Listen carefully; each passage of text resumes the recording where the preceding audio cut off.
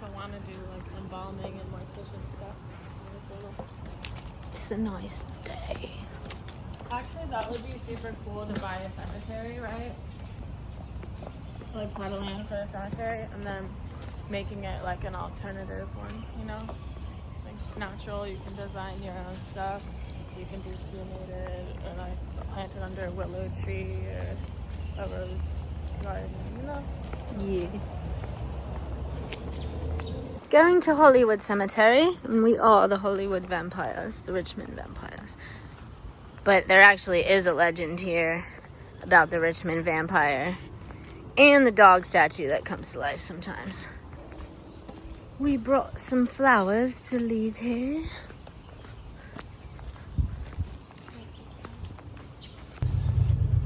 That's gorgeous.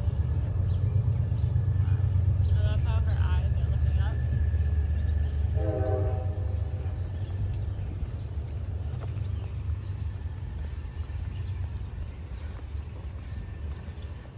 Where do we want to leave the flowers today?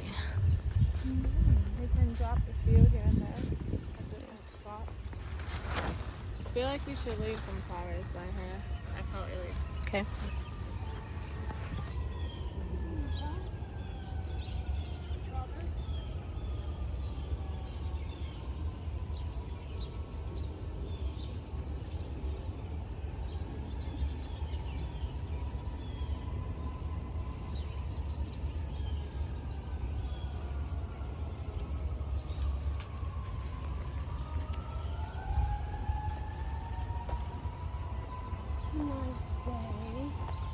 Sirens. Nice day for sirens. Isn't it interesting that we called like sirens and then like the meaning of siren?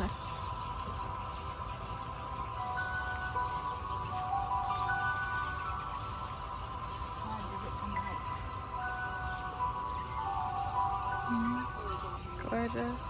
So Willow Wyntre, tell us a little bit about whatever you want to call it, necromancy or something else, but what is maybe, I don't even want to use the word magic, but just talk about, you know, some of what you do in a cemetery and why you do it.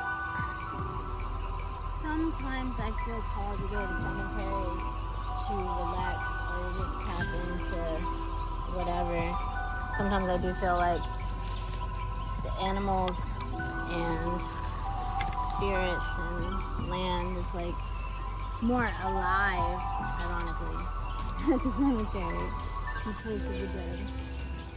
And I don't know, I just feel like it just gives back and like says like, you know, like we recognize you, you know.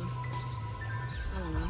But I've had a lot of pretty interesting experiences in cemeteries since I was young. That kind of like hinted on the potentiality that I might be tapped into something else on the other side. So I think that lots of things come to the cemetery to rest. It's a good place. Do you believe in the undead? Yes. What's the difference between the being dead, undead, and alive? And we clean up trash. What did you say? What's the difference between being dead, undead, and alive? I think that a lot of people who are alive are not really living. And I think that we don't ever die. I think being undead is while you're still alive, realizing that there is no death. You know? And I think being undead is just still being here. Like, knowing that there is no death, that you're already dead, I guess. Does that make sense? Yeah. Sometimes that can be a sad thing. Sometimes it can be a liberating thing. It's how you take it. You know?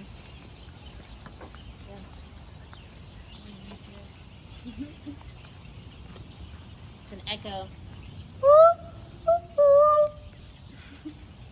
Can you hear it? Alright, okay.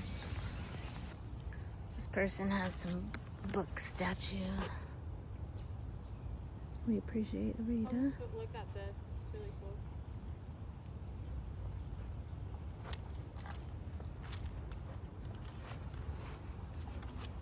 Around this one smile. Okay, you first.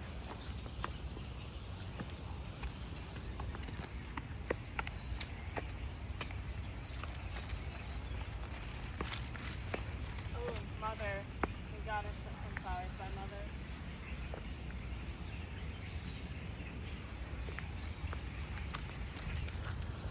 Jane. It's beautiful.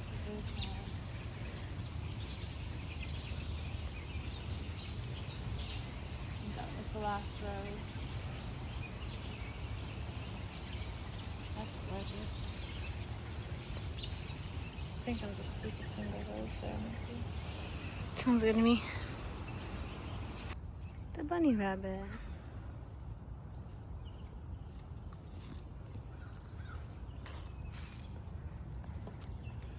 That tree is awesome.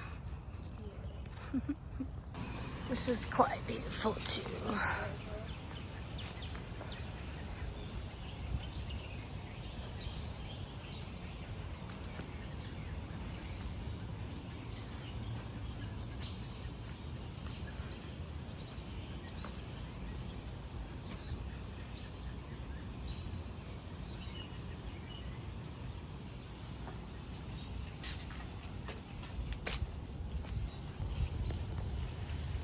This tree was screaming at us a lot, telling us to come over here. Look at this guy. He's so cool. Little mushroom. The perfect little mushroom. Little fun guy. Look at that fun guy.